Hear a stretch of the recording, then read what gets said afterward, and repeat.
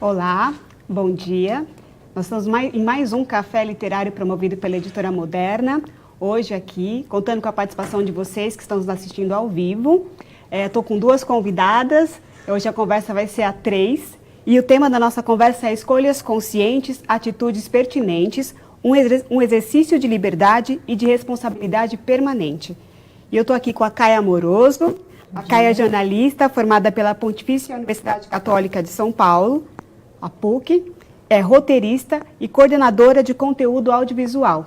Bom dia, Caia. Bom dia, Leusa. Bom dia. E estou também aqui com a Leusa.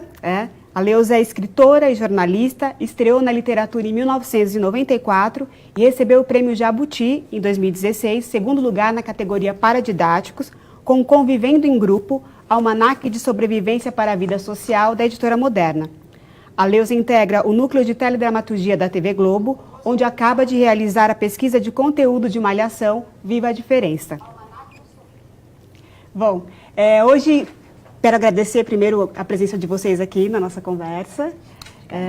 Quero dizer para quem está nos assistindo que essa conversa conta com a participação de vocês, então podem enviar perguntas, comentários sobre o tema, enfim. É uma conversa que fica muito mais rica quando tem a participação também de quem está assistindo. E hoje, assim, a gente, para começar o nosso tema, a nossa conversa, cada vez mais hoje, questiona-se o interesse dos jovens pelas questões políticas e os destinos do mundo e do país. Eles podem votar aos 16 anos, mas em quem? Por quê? Outras perguntas que também surgem quando a gente vai falar um pouco sobre a participação social dos jovens é: o que é conviver em uma democracia?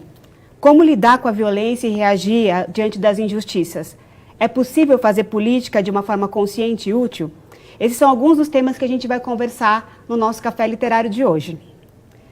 E meninas, eu vou fazer as perguntas sempre para as duas. A gente pode ir fazendo um bate-bola, uma fala, depois a outra fala. Como a conversa hoje é a 3, então a gente vai conduzindo conforme cada uma quiser completar também a fala da outra. Vocês fiquem à vontade, tá bom? Então é comum a gente ouvir dizer que a juventude contemporânea é alienada, e que não tem interesse em participar da vida política do país. Esse tipo de afirmação geralmente vem acompanhado de um certo saudosismo da juventude da década de 50 e de 60 e do seu envolvimento no combate à ditadura e na luta pela democracia no país. No entanto, uma pesquisa realizada antes da última eleição presidencial em 2014, pela revista Isto É, em parceria com o Instituto Data Popular, com mais de 3.500 jovens em todo o Brasil, mostrou que essa turma tem mais acesso à informação do que seus pais, leva dinheiro para casa, porque a maior parte dessa turma trabalha desde cedo, contribui para o aumento da renda, forma opinião e pode, inclusive, influenciar na decisão de voto da família. Na opinião de vocês, a juventude tem ou não interesse nesse cenário político e econômico do país? Bem, eu queria começar agradecendo à Moderna, a vocês, pelo convite, e eu sempre me sinto muito provocada quando vem esse discurso nostálgico em relação à minha geração, porque eu sou a geração que fez a escola pública nos anos 70, que enfrentou a ditadura, e ao desinteresse que se atribui ao jovem hoje. Eu não acho verdade e acho incomparável se a gente pensar que a escola da minha época era uma escola excludente. Esse jovem, esse adolescente de que se fala, ele não chegava à escola. Ele ficava ali no curso primário e assim, por sorte, ele passava numa coisa que chamava admissão, que seria um 5º ano para que ele pudesse ir para completar os estudos. Então, a gente teve muito recente a universalização do ensino médio. O que é isso? O ensino médio para todos é uma conquista de 2009. Quer dizer, ela foi batalhada antes de 2009, mas ela se complementa em 2009. Então, para vocês terem uma ideia, esse adolescente, esse menino até 18, 19 anos, ele estava fora do sistema. Não era obrigado que o Estado sustentasse os estudos dele para que ele tivesse vida pública, participasse do processo educacional. Então, a gente tem, por exemplo, eu gosto de dados, nós temos, em 2014, a gente tinha pouco menos de 2 milhões só de meninos que se formaram no médio. É muito pouco, gente. A gente tem 48 milhões de crianças que saem todos os dias para ir à escola no Brasil. Então, dizer que, nossa, que jovem era esse que batalhou na ditadura, que movimento secundarista era aquele, era mínimo.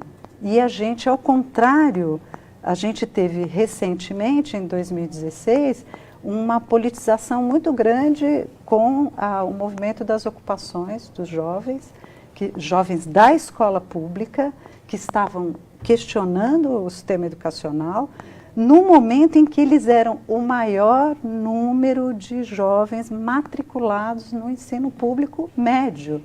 Então...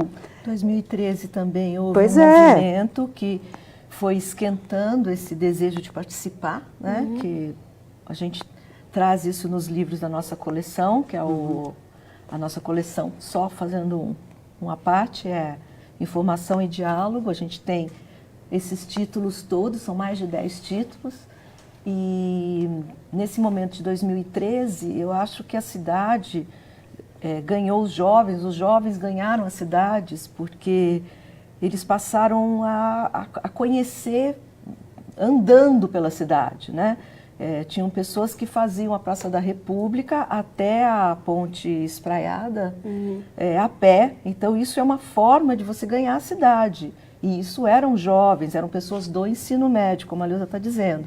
A primeira, isso 2013, né? O movimento foi aquecido, os jovens, em 2016, que em função do fechamento das escolas, né? Foi isso que detonou esse processo deles ocuparem as escolas deles que iam ser fechadas.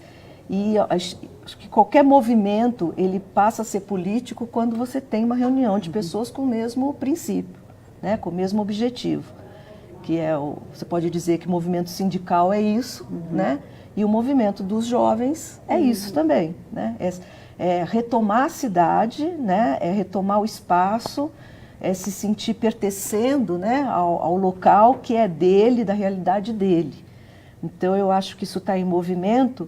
E só uma coisa que eu acho, da pesquisa de 2014 para agora, nós tivemos um retrocesso gigantesco, né, de 2016 para agora, porque a gente teve, enfim, uns chamam de golpe, outros chamam de impeachment, mas a gente teve um movimento de retrocesso de direitos em relação à nossa única constituinte, né, a nossa única Carta Magna Democrática, que é a de 88, né? E esse movimento tá aí, né? Pode não estar podendo aparecer, mas ele está por baixo acontecendo, e acontecendo em quem acredita e que precisa acreditar em utopia, quer dizer, que tem futuro, porque não dá para a gente achar que não tem futuro, né? Não é todo mundo que pode ir para Portugal, né? Então, é aqui mesmo que a gente vai ficar, e é aqui mesmo que o país é dos jovens, né? Então, eu acho que são eles mesmos que vão ocupar cargos. Daqui 20 anos eles vão estar nesses cargos que os de 50 estão aí, né? Então, acho que é um pouco... o pulsar está aí, né? É daí que eu acho que essa nostalgia, né, voltando aí para a questão da nostalgia, puxa, naquele tempo, os jovens... O que eu tentei demarcar é assim, é incomparável. Sim.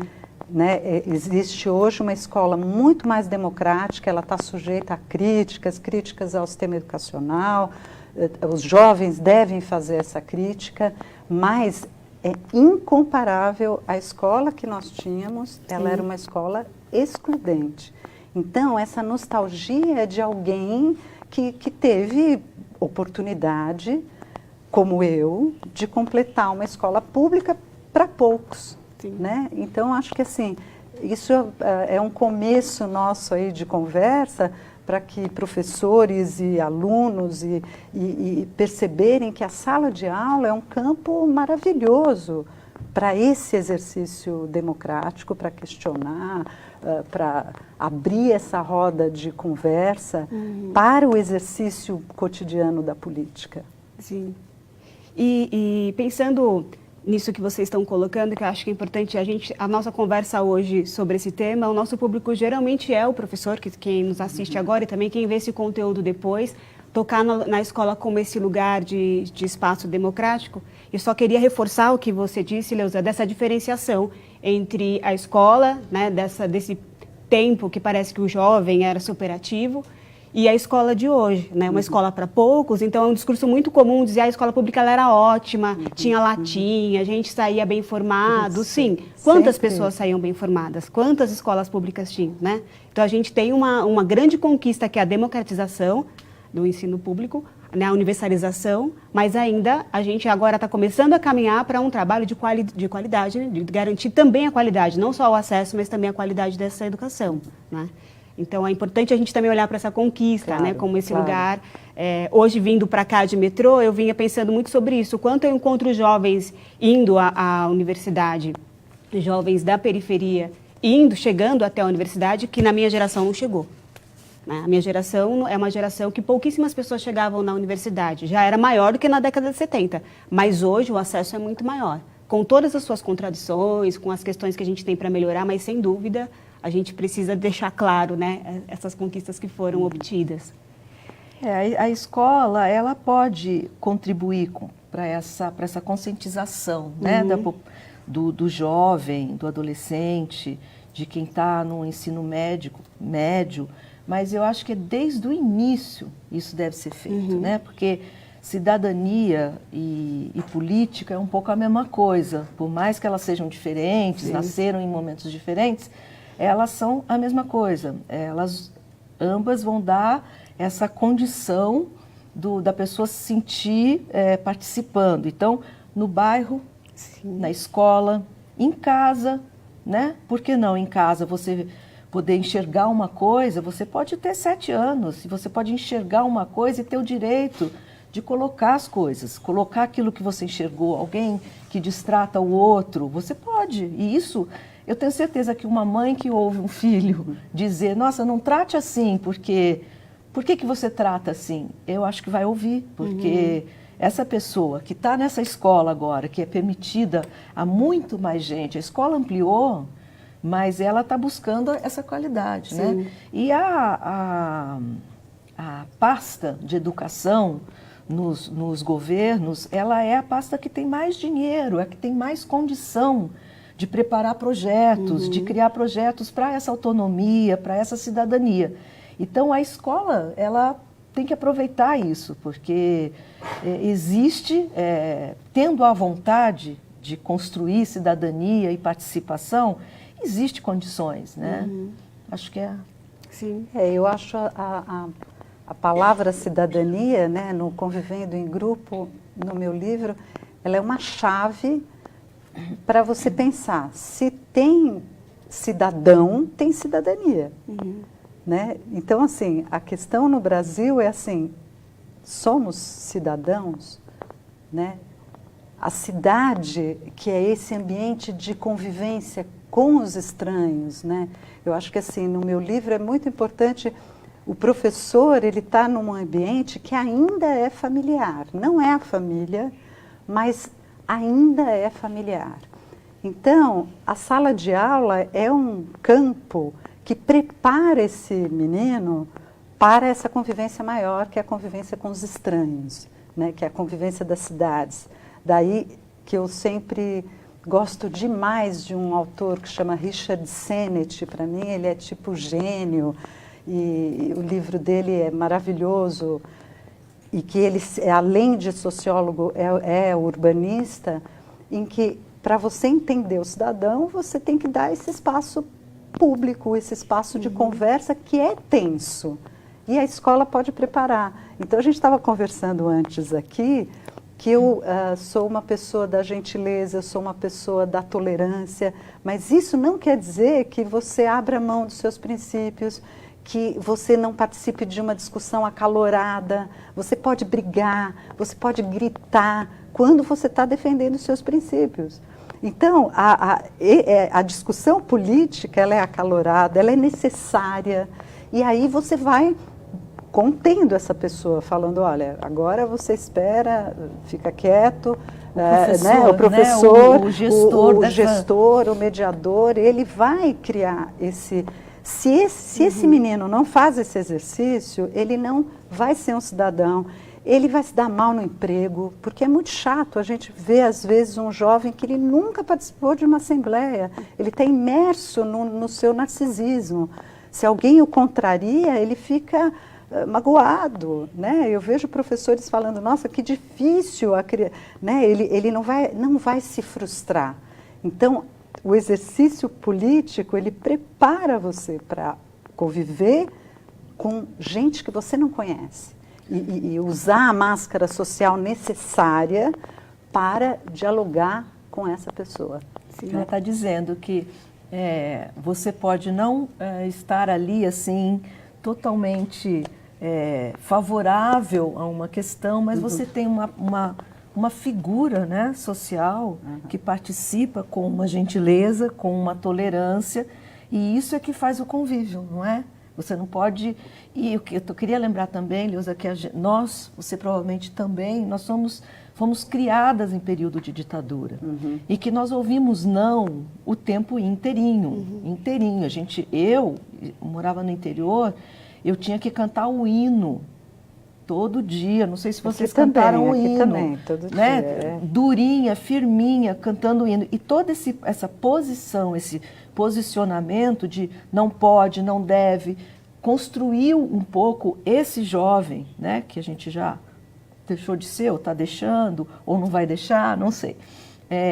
Muito duro, né? Com muita dificuldade de permitir... E talvez essa sociedade que a gente está vendo no país da gente, talvez seja até muito maior do que o nosso país, de posições muito radicais, tem um pouco a ver com isso, né?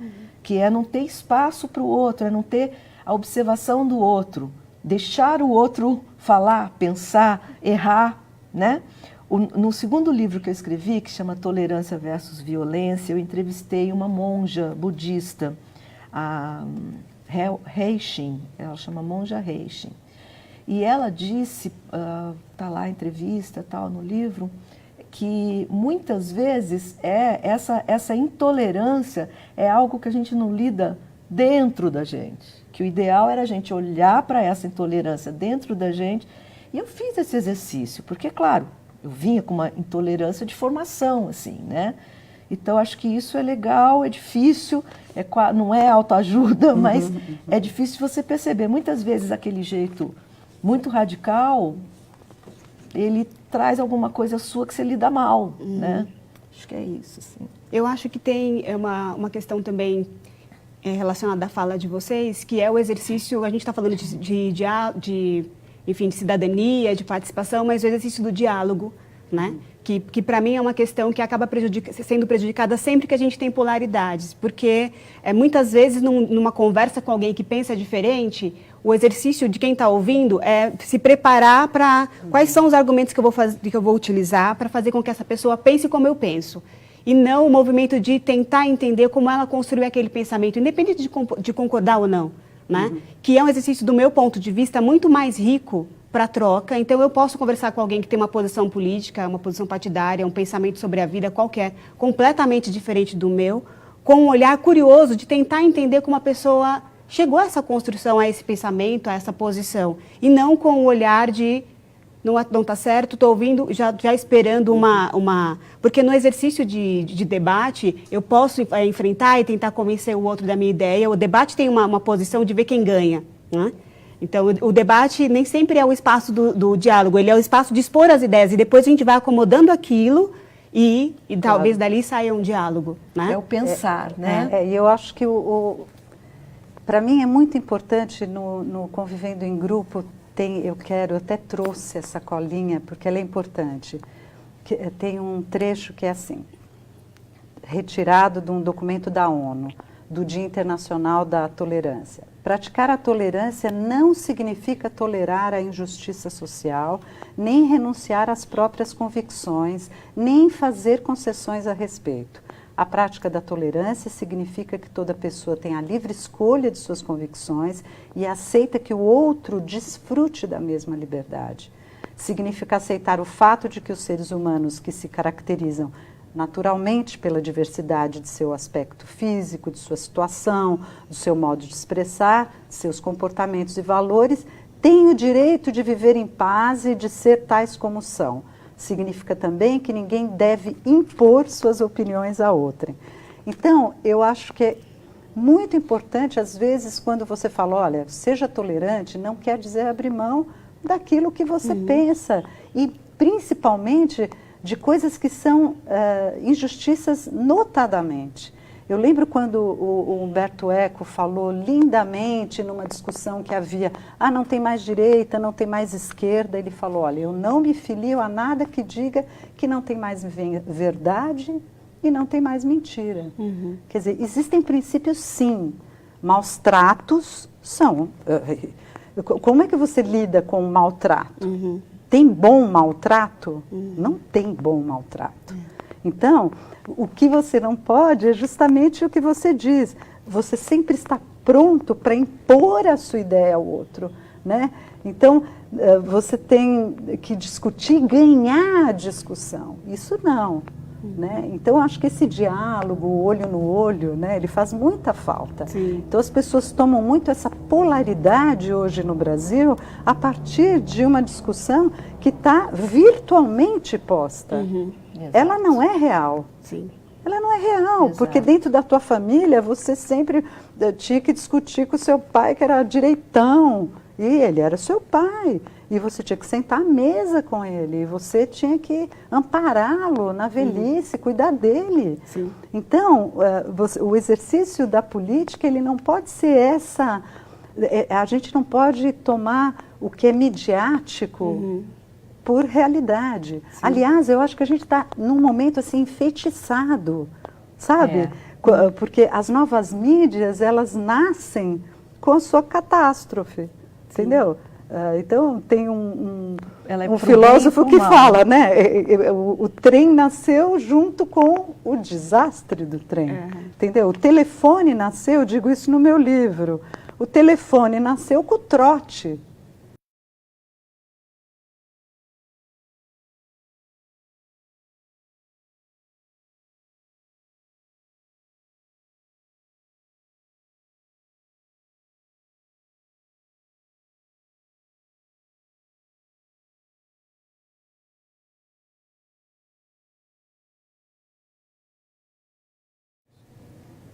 Oi, a transmissão teve uma interrupção aí momentânea, mas a gente está voltando à conversa.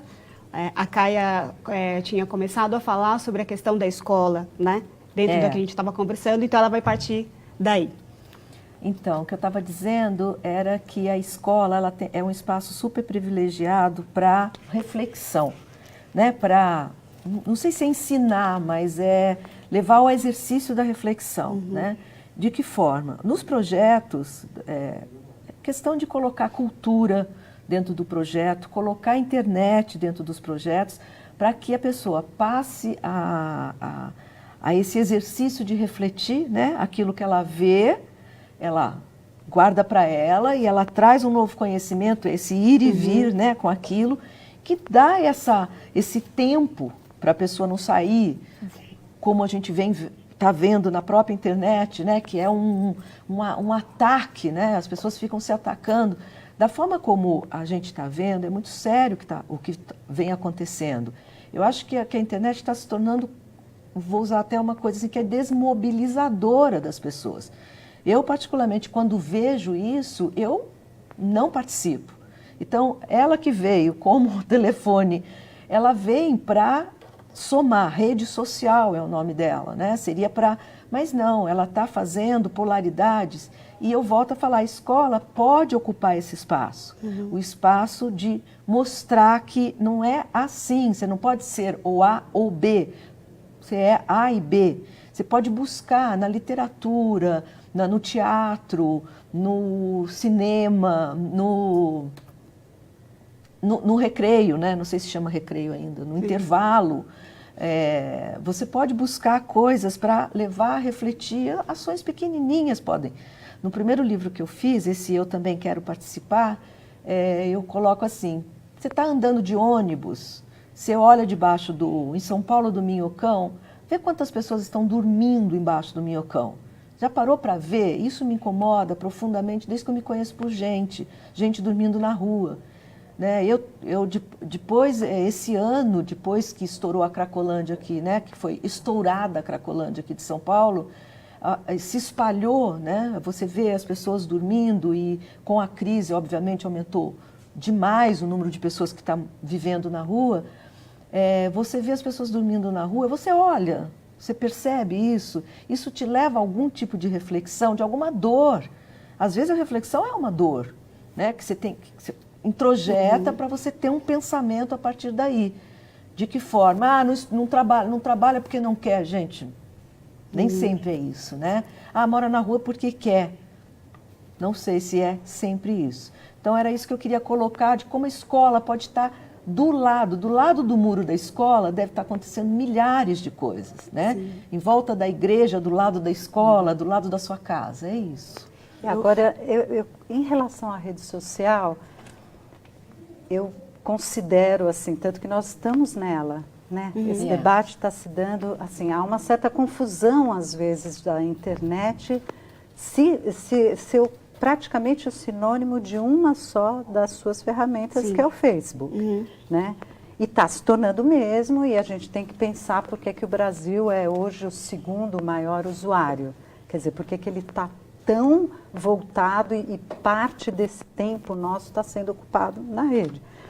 Eu continuo fazendo comparações desse mundo, de tudo que surge e que tem esse primeiro surto, assim, né?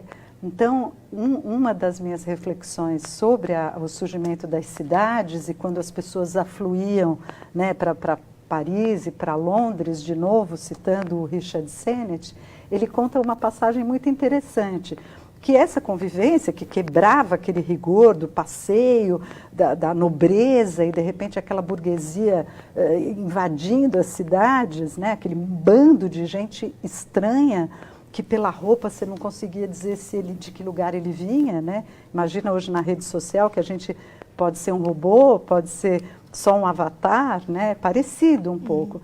E aí ele conta que tinha algumas estalagens que as pessoas discutiam muito política e que esse lugar público era importante, porque era um exercício da política. E tinha uma advertência, assim, em algumas estalagens, falando, olha, pode discutir, pode gritar, mas não pode jogar a pessoa pela janela. Porque num certo momento da discussão, o cara jogava pela janela. Então, acho que a gente está fazendo um pouco isso, a gente está num exercício de testando esses limites, né?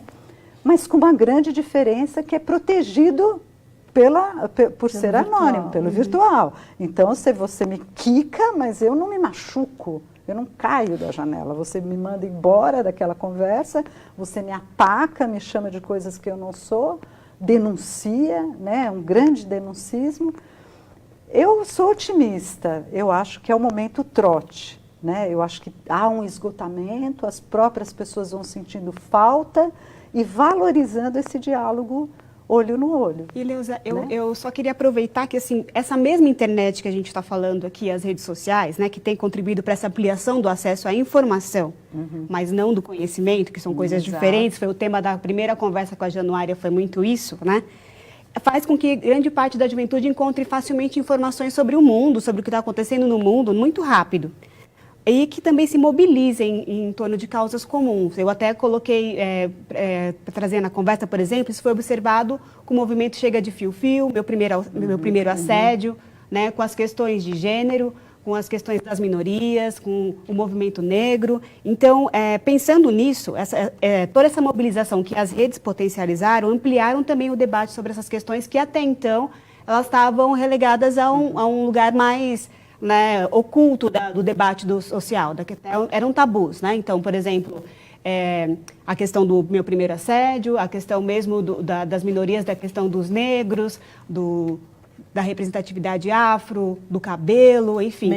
Meio ambiente, essas questões começaram a pipocar. Por outro lado, que aí acho que é importante a gente colocar, os algoritmos das redes sociais, o Facebook, faz com que as pessoas fiquem dentro de uma bolha, né? Onde as pessoas que curtem as mesmas coisas, os mesmos temas, acabam vendo coisas que são comuns aos seus interesses, como se o mundo fosse aquele microcosmo da rede social, né? Na opinião de vocês, de que maneira que a população em geral, e especialmente a juventude que a gente está falando agora, pode usar esse recurso em favor, né, dessa melhor participação social ou desse exercício da cidadania, já que eles estão aí, né, que a gente usa, e os jovens mais ainda, né, não só o Face, mas outras redes sociais, como é que eles poderiam usar esses recursos em favor de uma melhor participação social? Olha, informação também é conhecimento, né? Não é, mas é. Porque por meio de uma informação, você pode chegar num assunto que pode ser transformador para você. Então, eu acho que a rede, ela amplia nesse sentido, ela dá ferramentas para você ir atrás, né? Tem um antropólogo da USP, esqueci agora como ele se chama, que ele tem os trajetos, ele faz um estudo dos trajetos das pessoas que vão atrás de esoterismo, são os neo-exos. E aí, onde existe os lugares para você ir atrás de coisas esotéricas, tem até o ônibus para você pegar, para você ir. Então, assim, fisicamente é possível você chegar a alguns conhecimentos por meio da internet. Sim. Você vai fazer parte daquele grupo a partir dessa informação. Né? E quantas vezes você, né, o nosso mestre Google aí, nosso sabedor de tudo, você coloca a palavra que te interessa e aí você vai atrás, você descobre o contato, o telefone, o WhatsApp, é outra coisa maravilhosa. Muitas coisas estão acontecendo só no WhatsApp, né? Tem muita produção acontecendo, particularmente só no WhatsApp. Então, isso é muito agregador, né, de conhecimento. E eles, os jovens já nasceram, parece, com esse chip muito melhor do que muita gente mais velha. Então, eles sabem isso, né? Uma coisa que impressiona, eu acho isso estranho, mas você passa num lugar, tem um restaurante perto de casa com mesinha na rua, um bebê, acho que não tinha mais do que 6 meses, sentado com a mãe, que deve ser a avó, com um tablet na frente, olhando aquilo lá, que era um brinquedinho, um desenhinho assim. Então, se um bebê de 6 meses está olhando e está identificando aquilo, já nasce sabendo usar isso. E a gente tem que ser otimista mesmo para acreditar que isso só vai trazer mais nível de participação, mais vínculo político com aquilo que você quer, que você deseja, que você vai atrás para te transformar, para te fazer uma pessoa melhor, né? Sim. É o que se espera. Eu acredito que, eu falo disso assim, você não tem que comprar nenhuma ideia pronta. O que me preocupa é quando o hardware, né, quando esse tablet, por exemplo, que a Caia estava falando, que está na mão do bebê, ou quando o menino que está com o celular dele, quando ele é um ambiente fechado. Então, para quem conhece um pouquinho de tecnologia, tudo que estava aberto, né, aquela máquina que você podia plugar, abrir, né, os professores sabem, nos cursos de robótica, as possibilidades de criação que você tem com a tecnologia. Me preocupa que hoje ela esteja cada vez mais fechada. Isso é uma questão importante, porque tem a ver com você comprar uma coisa pronta, ou você acreditar que é uma tecnologia só que está te atendendo para o mundo social. Não é verdade. Os adolescentes talvez usem mais as ferramentas de encontro, tipo Tinder e tal, do que o próprio Facebook. O Facebook está se tornando, inclusive, um ambiente com pessoas mais velhas. Já eles vão se retirar. Entendeu? Ou eles vão para... Quando ele vê que está ali clicando, está a mãe, o pai, o avô e tal, não é fácil ele compartilhar coisas íntimas, né? Então, voltando para o que você disse, como é que ele vai ter maior participação, eu acho que ele precisa muito desse encontro. Então, essa comunicação é intensa. Eu vejo a minha experiência nos últimos anos pesquisando os adolescentes, ele está muito mais preocupado com o encontro, né? Então, a conversa, quando você põe eles para conversarem, quando você dá voz, espaço, não, eles ocupam essa voz, quer você queira, quer você não queira. Então, eu acho muito interessante a gente pensar mais sobre essa necessidade do encontro. Por isso eu insisto muito assim, na presença, no diálogo, e isso não vai eliminar quem está solitário atrás dessa rede. Será que é um menino? Não é um menino. Tem meninos solitários atrás dessa rede. Eu não estou sendo arrogante e ignorando agora. Será que esse hater, né, porque nasceu a rede e nasceu o odiador. Aí as pessoas falam, o Brasil tem o ódio. Não, o odiador é um fenômeno, fenômeno do mundo virtual. Então, o que interessa na convivência em grupo, quando a gente está pensando nas tendências da sociedade ou da política, é perceber que existem ondas. E você ajudar a entender, sentar com essas pessoas na sala de aula, de novo o professor. Como é que funciona essa ferramenta que a gente está falando? Sim. Entendeu? Como é que é o algoritmo? Entendeu? Você me vê, eu estou falando com você, está todo mundo aqui plugado, se você entra, enfim, professores, juízes, advogados, precisam conhecer mais os limites dessas ferramentas, entendeu? Então a gente não tem que ter medo, a gente tem que enfrentar e saber que ela é agregadora, sim. Então eu faço 1000 abaixo-assinados, posso colocar lá. Tem efetividade? Eu também não sei responder. Isso é uma pesquisa interessante a ser feita, né? Tem efetividade? Tem tido efetividade? Né? Então eu acho que assim, vamos conversar como se faz, né? Então eu acho que assim, a batalha é não comprar a ideia pronta. Sim. Não comprar a ideia pronta. Os jovens estão, isso é mobilizador, olha, se eu fizer... as grandes primaveras e grandes ocupações políticas, com exceções, talvez uma exceção de país, todas naufragaram. E a internet foi mobilizadora de grandes fenômenos que se tornaram depois naqueles países em guerra, né, em tragédias.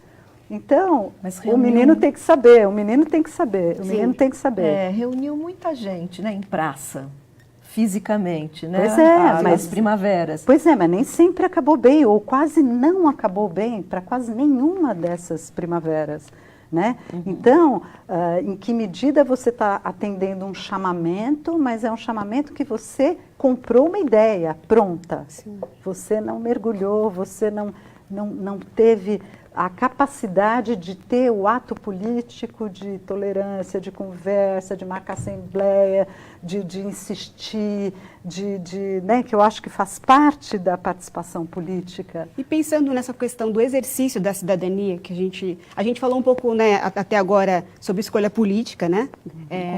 Consciente e tal. Mas pensando nesse exercício da cidadania, como é que a escola pode ajudar a juventude a exercitar essa liberdade consciente no cotidiano? A gente pensando no público, algumas perguntas que apareceram aqui, eu estou acompanhando também pelo Face, por exemplo, a escola, tem alguma pergunta que apareceu aqui. Então, mesmo que tenha acontecido essa ocupação na escola, né, existe também uma crescente onda de jovens extremamente conservadores, que querem, por exemplo, quando a gente entra na questão da ideia da intervenção militar, que apoiam ou que maltratam as minorias, ou enfim, dentro da escola é um microcosmo, né? Então, dentro da escola a gente tem ali uma série de questões que também aparecem fora da escola, porque ela não está isolada, né, da sociedade, ela não é uma bolha. Mas como é que a escola pode ajudar os alunos no cotidiano, nas questões que aparecem mesmo, que a coleção de vocês, né, que vocês participam, traz muito isso também, questões do cotidiano da escola, como é que o professor pode ajudar, e a gente está falando da juventude, mas eu queria pensar nisso como um exercício desde o momento em que a criança ingressa na escola, seja qual for a idade dela, como é que ele pode ajudar nessa participação política, nessa questão do exercício da cidadania, que práticas que a escola, o professor poderiam adotar ou implementar para que essas grandes mobilizações, né, que a gente está colocando aqui, elas fossem resultado de um exercício de uma vida de participação política, de uma participação social intensa, que não acontece só quando você faz 16 anos e aí agora eu vou votar. Agora eu estou preparado para participar da vida política. Ela acontece antes. De que maneira que a escola pode fazer? Bom, a criança, eu acho que desde muito pequenininha ela tem que aprender a partilhar e a respeitar. Né? Eu acho que esses dois... Né, são dois valores, né, que são importantíssimos, né? Ela entender que o espaço dela, porque hoje a gente vê crianças muito mal educadas, vamos chamar assim, porque elas ocupam um espaço que não é só dela, não deixa pai falar, não deixa pai fazer. Isso acontece muito e dizem que é muito, a criança brasileira é assim, né? Tem outras crianças que não são assim. Então eu acho que se a gente puder ensinar respeito e ensinar a dividir o que ela tem, acho que a gente já tem um bom caminho andado da primeira infância, né, do primeiro momento das crianças. Depois, eu acho, você perguntou sobre como que ela pode ajudar nesse... A escola pode, eu acho, falando para professor, trazer essas questões. Eu tinha até aberto numa página aqui, que é a questão dos refugiados. Né? É um super assunto, né, para a gente trazer para as escolas, os refugiados do século XXI. Você tem, acho que a população da Bélgica em trânsito, né? Tinha até o número aqui quando eu fiz, são 60 milhões de pessoas em 2014 que estão em trânsito. Né? A gente tem a história horrorosa dos Estados Unidos, que separou pais de filhos, né? Esse é um assunto interessantíssimo para colocar nas escolas, para construir projetos em torno disso. Provavelmente, para além do muro da escola, tem, né, pessoas morando por ali. Na Zona Sul tem muitas pessoas morando. Então, eu acho que seria um projeto interessante para você dar o start, né, iniciar no ano que você tiver da escola, porque em qualquer momento isso pode ser tratado dentro da linguagem e do comportamento daquela criança. Né? Eu acho importante, a Denise chama a atenção para uma coisa que quem conhece meu trabalho sabe que foi a luta de uma vida inteira, que é em relação a falar, não, hoje temos meninos que também pregam a intervenção militar. Olha, esse assunto não foi um assunto debatido nas escolas.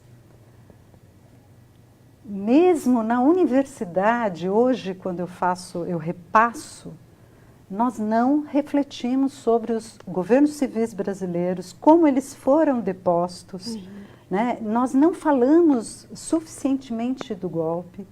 Nós passamos por uma anistia que foi um acordo assim, mal amanhado, mal ajambrado, não só no Brasil, mas na América Latina. Os escritores se mobilizaram para trazer essa memória. O Brasil tentou fazer com a Comissão da Verdade. Isso não era assunto de dentro das salas de aula. Né? Então, era um assunto que todo mundo achava que uma pequena parte do país estava interessada numa indenização financeira. Assim foi reduzida a questão da reflexão sobre a intervenção militar no Brasil. Então, isso daria uma mesa inteira, sim, Denise, importantíssima, aliás, de fazer. Como nós, inclusive, nas universidades, não estudamos direito a história política brasileira, né? Então, essa é uma questão que eu acho que a todo momento a escola pode retomar. Né? Ela ainda precisa avivar. Hoje tem filmes, tem um pingo de livros, né? Eu tenho um livro sobre isso. Então, assim, mas tem um pingo de livros, depoimentos sobre esse período no Brasil. Né? Então, essa é uma questão que eu acho que a escola tem que falar, tá bom, ninguém tem culpa. Se a gente teve a ilusão de que a gente estava num processo democrático, que nunca ia sofrer abalos, que a gente nunca ia ver um menino falar, eu quero a volta da intervenção militar, tá bom, gente, foi, não adianta agora a gente ficar, como dizia minha avó, chorando leite derramado, entendeu? Vamos trabalhar. Então, essa é uma questão muito forte que precisa vir para as salas de aula. Eu sempre defendi que a escola fale do seu nascimento, assim, que o professor troque com o aluno, assim, como era a escola dele, o que é ter um professor autoritário, o que era uma régua, o que era uma palmatória. Eu falo disso no meu livro. Então, você tem que começar a refletir da tua vida, né? Então, eu conversei um pouco antes aqui de falar com vocês, eu estava falando com o Júnior, que está aqui nos assistindo no auditório da Moderna, que assim, nós temos que tratar as pessoas como sabedores. Todo mundo tem uma história para contar, todo mundo tem um saber. Não tem essa, eu sou o escritor, eu sei escrever, eu domino a norma culta e você tem que ler porque você está na escuridão. Eu tenho que tratar todos com saberes, então todo mundo tem a contar. Eu duvido que seja uma onda tão grande, esta conservadora de meninos, conservadores, eu duvido que seja. Eu acho que ele repete de novo uma ideia pronta, de casa, ele vai lá para a escola e vem com a voz da família. E aí? É um enguiço para o professor negar a família dele. Para ele poder negar o pai dele, ou a mãe, ou a opinião da avó, ele tem que começar a constituir suas próprias ideias e as suas próprias opiniões. E aí, gente, a escola, o esporte é uma festa para isso, de convivência, né? O teatro é uma atividade de convivência, enfim. Os professores sabem muito mais o que fazer, né? E as crianças podem trocar com os seus professores. Hoje, o professor sabe que ele não é o detentor de um conhecimento, né? Hoje, cada vez mais, eu admiro, porque os professores abrem suas aulas falando, eu não sei tudo, você vai, né, você vai me ajudar, você vai me ensinar também. Eu acho que essa abertura ao diálogo é o que a gente prega na nossa coleção, né? É uma pregação. Eu sinto assim que esse livro, não é à toa que ele ganhou Jabuti, eu acho que eu tive um prêmio que era assim, continue pregando para que haja o diálogo e que a sala de aula seja um ambiente de conhecimento. E a coleção, ela está inteira voltada para os temas que estão na mídia. É por isso que ela apoia o professor. Porque você vai encontrar termos que estão sendo usados, você vai encontrar os assuntos, né? E um novo livro sobre... Bom, um novo livro vem aí, deixa ele vir para a gente divulgar. E eu acho que isso ajuda. O professor não sabe tudo, dificilmente vai lidar com algoritmos de repente, mas há de ter o de tecnologia lá na escola que ajuda, apoia. Né? Eu acho, a gente muitas vezes precisa mesmo das pessoas de tecnologia para esse novo terreno que apareceu e que é de conteúdo, né? Por incrível que pareça, virou um conteúdo, né? Que passa a ser de quem trabalha com conteúdo, de quem constrói conteúdo. Então, eu acho que muitas das questões da mídia estão nesses nossos livros, que passa por temas... A gente pode até mostrar um pouquinho? Pode. Não sei se pega aqui. É melhor pegar. Vamos lá, vamos só dar uma divulgadinha básica. Então, esse aqui que é sobre participação política, né? Eu também quero participar, por acaso é meu. Esse veio junto, é meu também, que é sobre violência e tolerância, e metade do livro vai trabalhar a questão da paz, a construção da paz. A gente não está falando aqui, mas que é o que se almeja, né, na vida. O Já para a Mesa é da Diná, ela vai trabalhar assuntos interessantíssimos sobre como ter, o que é uma alimentação, né, em todos os aspecto sentidos, né? Muito grande. Educação financeira, que é da Flávia, que é muito interessante também. O esporte... Caminho de Superação, da Denise. As Muitas Notas da Música Brasileira, que é do Luiz Pimentel, nosso parceiro, único homem da turma. O Você Precisa de Quê, da Diná, da Silmara, é sobre consumo. O que você vai ser quando crescer, que é da Diná. Da Diná, sobre escolha Sobre profissional, escolha vocacional. O Navegando em Mares Conhecidos, que também é da Silmara, que é sobre a internet, muita parte do que nós estamos conversando aqui. E o da Aleusa, que é o nosso jabuti. Pensando nisso que vocês disseram, apresentando agora a coleção, que é uma coleção que visa um trabalho com o professor com os alunos maiores, né? Aqui, são, Ensino na verdade, Fundamental 2. Fundamental 2 e médio. Fiquei pensando também que desde da forma como a sala se organiza, né, a postura do professor em relação aos alunos, a forma como ele possibilita que os alunos se escutem, que se vejam, né? Então, eu falo desde a disposição das carteiras, todas essas escolhas que são escolhas que parecem pequenas, elas trazem uma concepção política, uma concepção de relação do aluno, em relação ao que o aluno é capaz de dizer. Então, se a gente tem uma sala de aula em que o professor está sempre na frente e as crianças estão todas umas atrás das outras, revela que tem alguém que fala e outros escutam, né?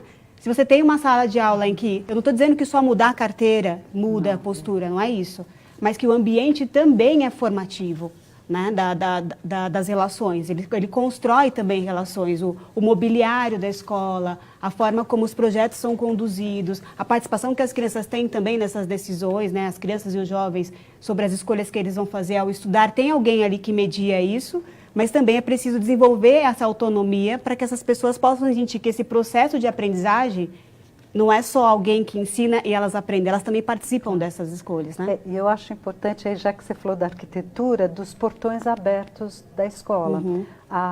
Se você pesquisar grandes avanços no sistema educacional, eles também vieram dessa atitude da escola abrir os portões para a comunidade. Então, hoje é uma discussão muito pertinente, feita, pelo menos em São Paulo, eu posso garantir que ela está sendo feita, que são os conselhos da escola, quer dizer, a escola sair de uma estrutura hierárquica de decisão para ampliar, da merendeira participando, até as crianças participando, enfim, você horizontalizar as decisões, isso é um processo maravilhoso e que a escola pública é dianteira. Ao contrário do que as pessoas pensam, muitas coisas da particular que são tão assim, importantes, que as pessoas acham que sempre estão no avanço, esquecem que na escola pública também há uma discussão muito, muito prolífera sobre os conselhos escolares.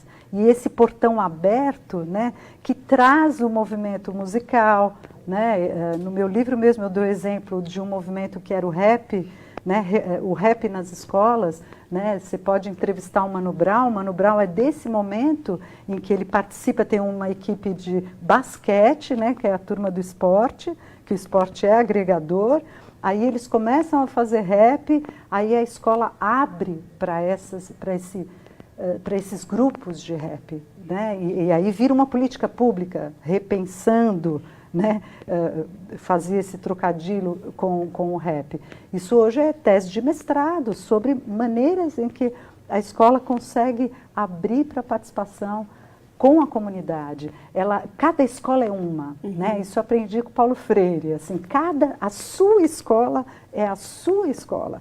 Não adianta, não tem um modelo, é lá que você mora, os seus amigos, o cara da padaria, tudo aquilo constitui aquela comunidade e eu acho que isso é importante, a gente começar a resgatar essa ideia de que cada escola é uma escola. Sim. No interior, a professora é vizinha do aluno, aqui nem sempre, né, que não é possível, mas no interior a gente vê às vezes ações muito positivas, dada esse fato dos nichos, né, dos núcleos estarem meio próximos, né, então e eu queria dizer também que os pais muitas vezes precisam um pouco desse apoio da escola, por mais que a escola fale, não, só faltava agora a gente ter que cuidar dos pais.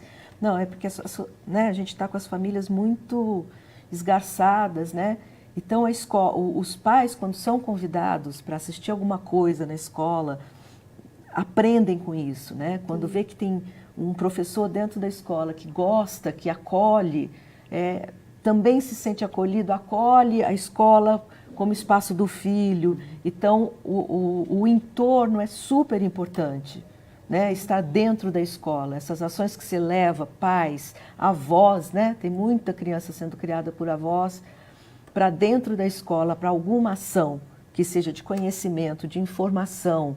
Se há uma avó, se você der esse espaço de informática, eu acho que pode ser muito interessante para a avó se sentir dona de mais uma ferramenta que ela acha, não, isso não é para mim, né? E é tão simples, né? É fácil de alguma coisa ter acesso, né? A pública tem a Escola da Família, né? Aqui em São Paulo, que ela abre aos finais de semana. É um projeto enorme em São Paulo, né? E ela traz para dentro da escola as ações culturais e oficinas de várias coisas. E acontece, está sempre, né, se dando, tem até diretor disso, cuidando disso. E acho que tem uma questão que é importante também para mim, que é não só para mim, mas acho que tem muitas outras pessoas que também compartilham dessas ideias, é que as famílias têm que ir para a escola não para consumir só o que a escola produziu, elas também são produtoras de conhecimento. Eu digo isso porque tanto na escola privada como na pública, é muito comum que a família venha à escola ou para ter notícias do filho sobre né, desenvolvimento, enfim, como para vir assistir uma apresentação de uma produção que as crianças fizeram e que os pais não participaram, e aí eles vêm para conhecer. Então, vamos ver o que seu filho estudou ao longo do ano, vamos ver a peça de teatro que ele ensaiou, etc. Né? Quando eu acredito muito que a família deveria tomar a escola para si. Quando eu digo a comunidade como um todo, como um espaço de decisão. Então, assim, precisa pintar a escola? Eu estou dizendo isso desde o básico, né? Então, assim, qual é a escola que a gente quer como família? Então, a escola que eu quero para o meu filho não é assim quebrada. O que a nossa comunidade tem de material humano que poderia fazer dessa escola o mais próximo possível daquilo que a gente gostaria que nossos filhos tivessem acesso.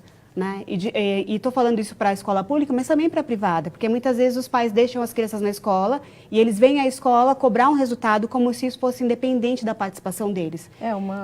E o cuidar da escola, o decidir, bom, eu gostaria muito de aprender informática, mas não tenho como aprender, não tenho como bancar um curso. Tem alguém na escola que dá esse curso? Que horário seria um bom horário para os pais virem à escola fazer esse curso? Como a escola se organiza para oferecer? Que pai tem na escola que sabe informática, que poderia voluntariamente dedicar um tempo, ou que jovem poderia, enfim. Estou dando alguns exemplos rapidamente, mas só para dizer que quando a escola envolve o entorno, né, e se torna um espaço de exercício da cidadania, que acho que tem muita relação com o que a gente está dizendo, não só para o aluno, mas para a família se sentir pertencente, se sentir parte de um projeto coletivo, pelo qual ela é responsável, com o qual ela pode contribuir, todo mundo sai ganhando. Né?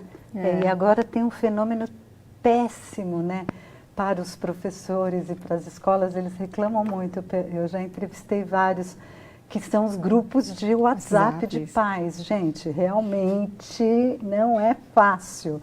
Então, de novo, a gente cai no virtual, né? Você vê como as coisas... esse tema é inevitável. Então, essa ilusão de controle, né, na verdade, tanto faz particular ou pública. Na verdade, a grande história é o controle, né? Delegar para a escola que ela controle esta criatura esse tempo. Né? E, enquanto isso, está na ilusão de controle, conversando com os outros pais. Esse é um debate que tem que ser aberto. Né? Então, eu acho que a gente várias vezes aqui tocou nessas questões. Né? Então, antes do professor enlouquecer, ou o diretor enlouquecer, porque ele vai estar com um grupo que vai estar falando, meu filho perdeu o celular, entendeu? A roubar o celular, enfim, praticamente uma delegacia, né, de ocorrências, porque, é claro, você está preocupado com o seu filho e aí você não consegue ver o coletivo. Né? Então, é disso que a gente está falando. Né? Então, você tem um narcisismo que ele atravessa a classe social, o que for. Ele atravessa, que é assim, eu estou preocupada porque vai ser aniversário do meu filho e isso está me incomodando a ponto de eu querer suspender as aulas. Então, vamos conversar, né? Então, eu sempre faço esse convite Vamos conversar sobre isso, porque deve ser um inferno, né? Em 1 minuto, faça o transporte imaginário para o lugar do professor, você olhar aquele grupo de pais, tem boatos, eu já recolhi histórias incríveis, tem boatos assim, e que fazem afluir pessoas para a porta da escola, porque tem o boato, né? Então, eu acho que a comunicação é um assunto importantíssimo hoje, para você, de novo, voltando para o que eu disse no começo, não se sentir enfeitiçado por uma mídia, achar que você está no controle, porque você sabe o movimento do seu filho, porque você vai pagar caríssimo para colocá-lo numa escola que tenha catraca e sistema que diga a que hora que ele saiu, o que ele comeu, porque isso já existe, né? Então, que espaço é esse? Então, esse espaço da escola está sendo invadido. E não no contributivo que a família pode dar. Não é um espaço comunitário. É uma troca, é uma briga, entendeu? É uma invasão que faz a escola perder a autonomia sobre as suas decisões, ou o pai, né? Então, eu acho que essa é uma grande questão aí para um debate. Responsabilidade, né? E independência, né? Eu acho que é exercício de cidadania, né? É responsabilidade e liberdade. Acho que tudo que nós estamos falando acaba nesses dois grandes valores humanos, né? Você tem que ter responsabilidade, você tem que saber que você tem direitos, mas que você tem deveres, né? Isso é político, voltando ao nosso início, isso é político, é uma ação política, você saber, né? Voltando àquele exemplo que me incomoda profundamente, a pessoa dormindo no chão de um corredor de ônibus, ele não tem direito a dormir num outro lugar? Isso, né, faz a gente se sentir bastante... Eu me comovo, né? Fico mobilizada com esses temas, né? Com esses assuntos. E eu sou responsável por isso também, né? E construir a liberdade de cada um, sabendo que você é cidadão, né? Ou não é. Porque tem muita gente que não consegue as coisas mínimas, né, da cidadania. Né? Que é morar, comer, saúde, essas coisas básicas, né? E no nosso país isso voltou a ser um grande problema, né? Acho que ontem ou antes de ontem saiu uma pesquisa que o nível de miséria aumentou. Eu não tenho os dados aqui, mas eu vi rapidamente assim nas redes.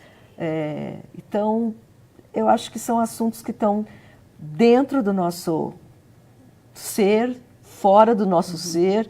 É um assunto enorme de política isso, né? De percepção de onde você está, né? Eu acho que uma menina de 16 anos que faz poesia no sertão do Piauí, ela é um ser político, né? Porque com a poesia dela, ela tem uma ação, ela fala da avó dela nessas poesias, ela fala lindamente daquilo que está dentro dela. Ela tem 16 anos, ela está no filme Pro Dia Nascer Feliz.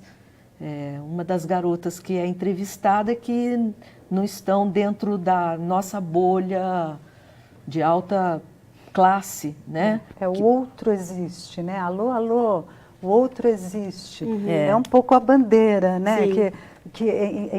Existe uma cultura narcisista, né? Traduzindo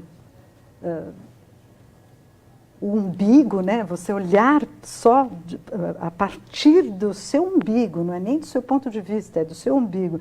Então, a gente realmente precisa sempre estar lembrando disso, né? O outro existe, e esse exercício de estar no lugar do outro é a grande regra de convivência. Não criaram outro, não criaram ainda nenhuma regra tão eficaz de convivência quanto, por favor, coloque-se no lugar do outro, né? Por um instante. E veja o que acontece com você, né? Então, esse exercício da empatia, esse exercício de saber de onde parte aquela ideia, né? Por que esse preconceito? Quem falou isso? Isso é verdade, né? Quer dizer, você tem que perguntar, né? É desse questionamento que a gente está falando. Tem esse homem que está na rua e que você vai tornando o seu olhar cada dia mais duro e mais cínico na grande cidade, porque você não aguenta se comover o tempo todo. Você né? E por que você não aguenta? E que campo é esse? Ele vai exigir uma ação coletiva. Sim. E cada vez maior, pública. Né? Para se fortalecer. Para se fortalecer. Meninas, a conversa tá boa, né? Sim. A gente, enfim, tocou vários temas. Eu acho que a gente buscou trazer muito mais perguntas do que respostas. São inquietações que a gente compartilhou aqui com quem está nos assistindo. Eu quero agradecer primeiro a vocês que vieram, né, compartilhar aqui tanta coisa bacana com a gente. Quero agradecer também a quem nos assistiu durante essa transmissão, as pessoas que participaram, fazendo comentários, dizendo que estavam gostando muito da conversa. E dizer que a gente tem mais um café, o próximo café ele é no dia 15 de agosto, né, e vai ser com o Valcir Carrasco, e o tema vai ser como fazer para adaptar o clássico sem deixar para trás justamente aquilo que faz dele um clássico. Então é o tema da nossa próxima conversa, e a gente espera por vocês também, então, no dia 15 de agosto, 15 de agosto, isso mesmo, às 10 horas, na fanpage da Editora Moderna. Obrigada mais uma vez, Inês. Obrigada a vocês. Obrigada a vocês. Editora Moderna. Tchau, gente.